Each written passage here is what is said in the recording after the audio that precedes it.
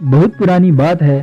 एक बड़े से पहाड़ के नीचे एक गांव बसा हुआ था और उसी गांव का एक लड़का था जो अपने आलसीपन और कामचोरी से परिचित था। उस गांव के लोग भी उसे आलसी और कामचोर कहकर ही पुकारते थे। वह लड़का पूरे दिन गांव के पीछे एक पेड़ में ही बैठा रहता और बैठे बैठे अपने आने वाले भविष्य के बारे में अच्छी अच्छी बातें सोचता और अच्छे अच्छे सपने देखता। उस लड़के के दिन ऐसे ही आलस्य में गुजर रहे थे।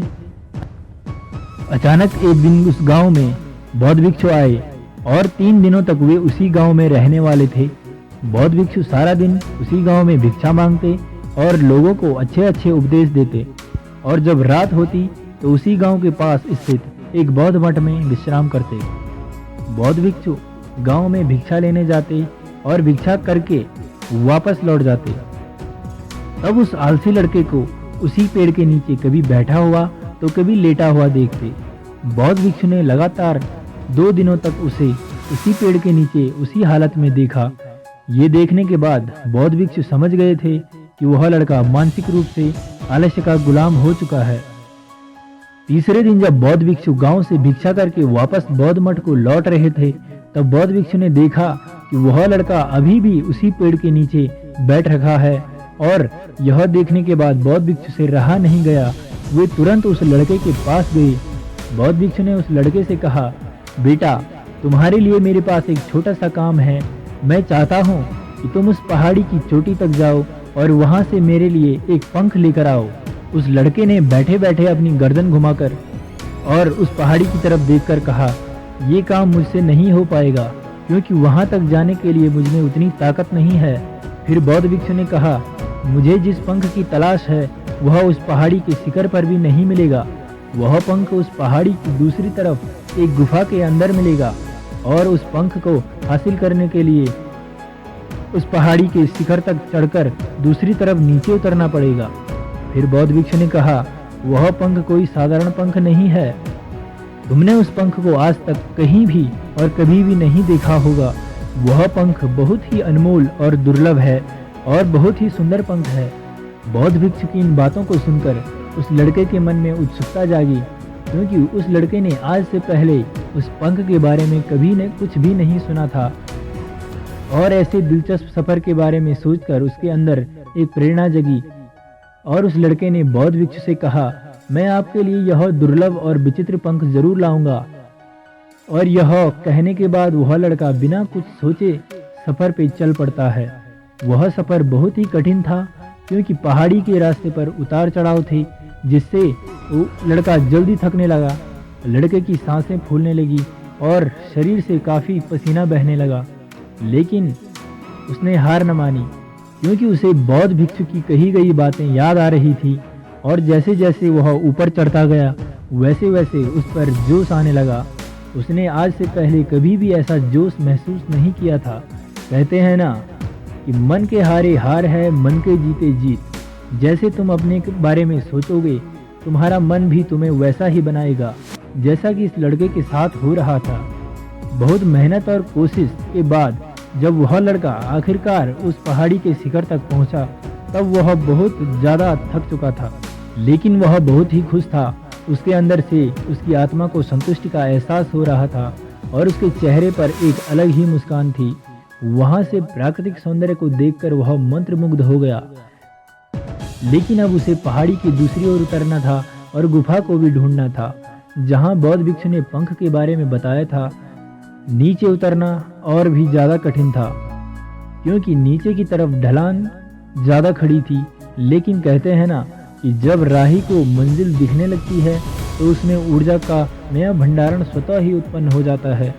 पहाड़ी पर चढ़ते वक्त वह लड़का बहुत बार लड़खड़ाया और गिरा भी था, लेकिन बौद्ध भिक्षु के द्वारा उसको एक उमंग भरा कार्य सौंपा गया था जिसकी वजह से बहुत कोशिश और कड़ी मेहनत के बाद आखिर वह उस गुफा में पहुंच ही गया। जब वह गुफा में पहुंचा तो उसने देखा कि वह पंख गुफा के अंदर ही था जो गुफा में आ रही रोशनी से चमक रहा था। उसने पंख को अपने हाथों में लिया और पंख की सुंदरता को देखकर आश्चर्यचकित हो गया क्योंकि उसने ऐसा विचित्र और मनमोहक पंख आज तक नहीं देखा था। वह काफ़ी देर तक उस पंख को देखता रहा और अचानक उसे याद आया कि उसे वहाँ से वापस भी जाना है और अब वह पूरी तरह से थक चुका था। वह सोच में पड़ गया कि अब वह उस पहाड़ पर फिर से कैसे चढ़ेगा और यह पंख बौद्ध भिक्षु तक कैसे पहुंचाएगा। उस पल के लिए वह बहुत उदास हो चुका था और हार मान चुका था, लेकिन उसे वह आत्मविश्वास, गर्व की भावनाएं याद आ गई जिसे उसने पहाड़ी की चोटी पर पहुंचकर महसूस करी थी। उसे एहसास हुआ था कि उसमें दोबारा से ये सफ़र करने की ताकत और मनोबल है। वह पंख लेकर दोबारा पहाड़ी पर चढ़ने लगा। उसे बहुत तकलीफ हो रही थी।